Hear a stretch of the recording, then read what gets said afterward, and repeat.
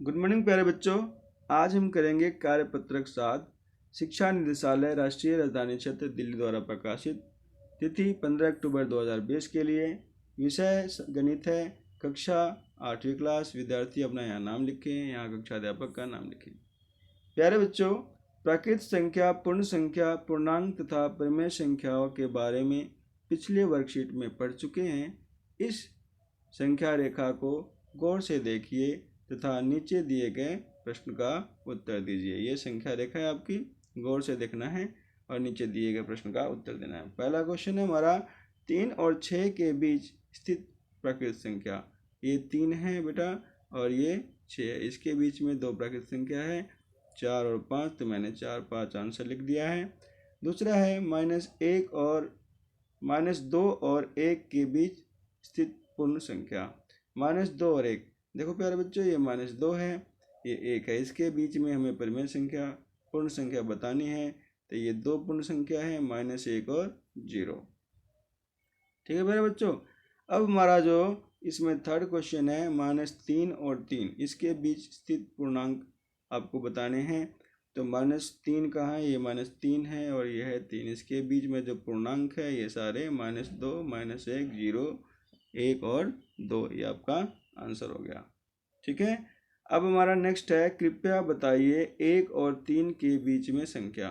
देखो प्यारे बच्चों, ये क्या है, 1 है, ये 3 है। इसके बीच में जो संख्या है, प्राकृत संख्या भी 2 ही है, ठीक है, पूर्ण संख्या भी 2 है, पूर्णांक भी 2 ही होगा, परिमेय संख्या भी 2 ही है। ठीक है, तो ये आपका आंसर हो जाता है। अब आइए 1 और 2 के बीच में कितने परिमेय संख्याएं हैं उसे समझते हैं। ठीक है, तो 1 को मैं 10/1 लिख सकता हूँ। कैसे, 10 से गुना 10 से भाग कर दिया, और 2 को हम 20/10 लिख सकते हैं। इसको भी 10 से गुना 10 से, 10 से गुना 10 से भाग किया तो 20/10। अब 10/10 और 20/10 के बीच में हमने परिमेय संख्या लिख दी, 11/10, 12/10, 13/10, 14/10, 15/10, 16/10, 17/10, 18/10, 19/10, 20/10।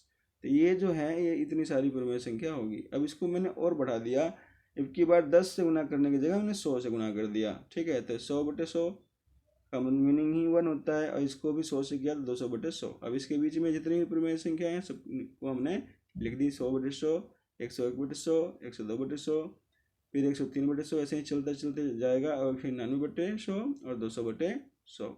इसी प्रकार मैंने इसको और एक्सटेंड कर दिया, 1000 से गुना 1000 से भाग करके, तो ये हमारा ये आ गया।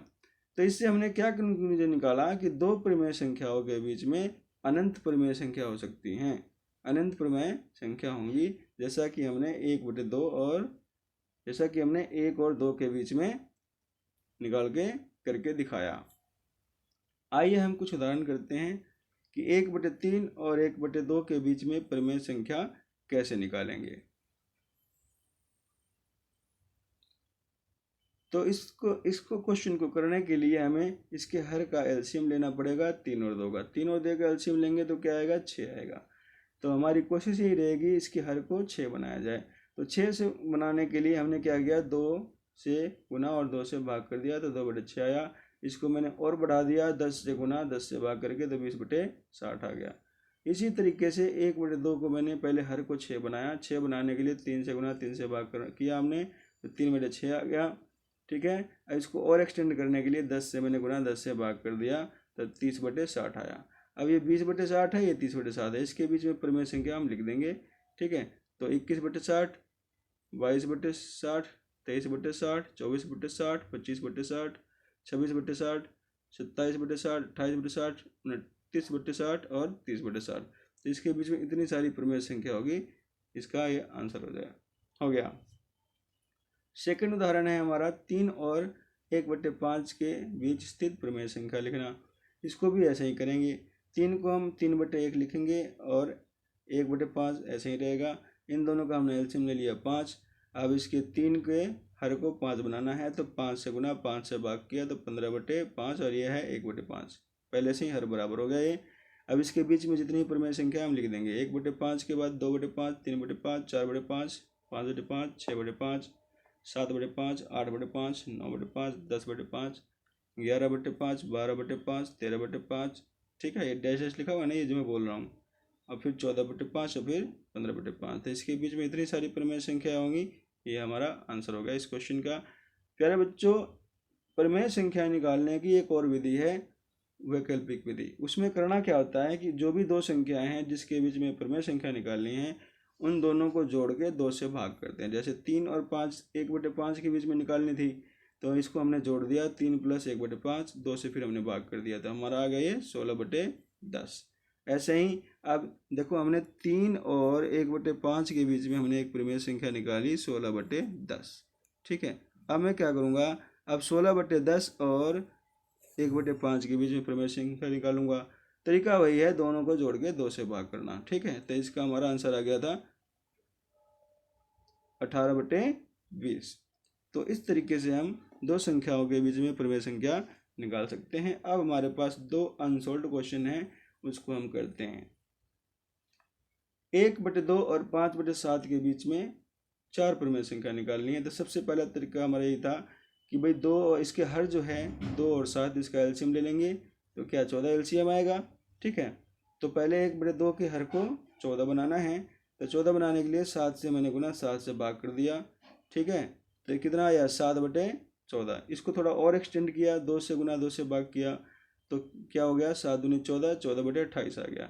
ऐसे ही अब 5/7 जो दूसरी परिमेय संख्या है, उसके हर को हम 28 बनाएंगे। तो 28 बनाने के लिए 7 चौको 28, यानी 4 से भाग कर दिया, 4 से गुना, तो ये 20/28 आ गया। अब इन दोनों के बीच में परिमेय संख्या हम लिख देंगे कोई भी 4 ही लिखनी थी आपको, तो हमने कोई भी 4 लिखनी। 14/28 के बाद 15/28, 16/28, 17/28, 18/28, 19/28 भी होगा, 20/28 भी होगा। तो कोई भी आपको 4 लिखने थे। ये आपका फर्स्ट क्वेश्चन का आंसर है। अब सेकंड क्वेश्चन है 2 और 4/5 के बीच में 5 परिमेय संख्या। इसका भी वही तरीका है, 2 को हम क्या लिख सकते हैं 2/1, ठीक है। तो 1 और 5 का पहले हम एलसीएम ले लेंगे हर का, तो हमारा 5 आएगा। तो पहले इसके हर को 5 बनाना है। तो 5 से बनाने के लिए 5 से गुना, 5 से हमने भाग कर दिया, तो 2 × 10, 10/5 आ गया। इसको थोड़ा और एक्सटेंड कर दिया, 2 से गुना 2 से भाग करके, है ना। जिस संख्या से गुना करेंगे उसी संख्या से भाग करना है, ठीक है। तो ये 20/10 आ गया। इसी प्रकार 4/5 के हर को हम 20 बनाएंगे, 20 नहीं 10 बनाएंगे, ठीक है, क्योंकि इसके हर में 10 है। तो 10 बनाने के लिए 2 से गुना और 2 से भाग करेंगे, तो 4 दूनी 8, 8/10। अब 8/10 और 20/10 के बीच में आपको कोई भी 5 परिमेय संख्या लिखनी है। तो मैंने 9/10, 11/10 इसमें बीच में छोड़ दिया है मैंने, ये 10/10 भी होगा, ठीक है। 11/10, 12/10, 13/10, 14/10, 15/10 भी, 16/10 भी, तो कोई भी 5 लिखनी है। तो ये हमारा क्वेश्चन का आंसर होता है। अब हमारा एक लास्ट है कि कोविड के संदर्भ में उचित व्यवहार संबंधी संदेश। नियमित रूप से अपने हाथों को साबुन और पानी से धोएं। प्यारे बच्चों, आपको पता है आजकल पूरे देश में, पूरे संसार में कोरोना एक बीमारी, महामारी चल रही है। तो इसको से बचने के लिए कुछ सावधानियां हैं, ठीक है, उसको हमें बरतनी चाहिए ताकि हमें ये बीमारी ना हो।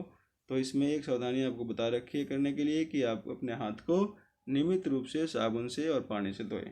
तो प्यारे बच्चों, हमारी ये वर्कशीट 7 मैथ की हिंदी मीडियम की 8th क्लास की कंप्लीट होती है। वीडियो देखने के लिए आपका बहुत बहुत धन्यवाद।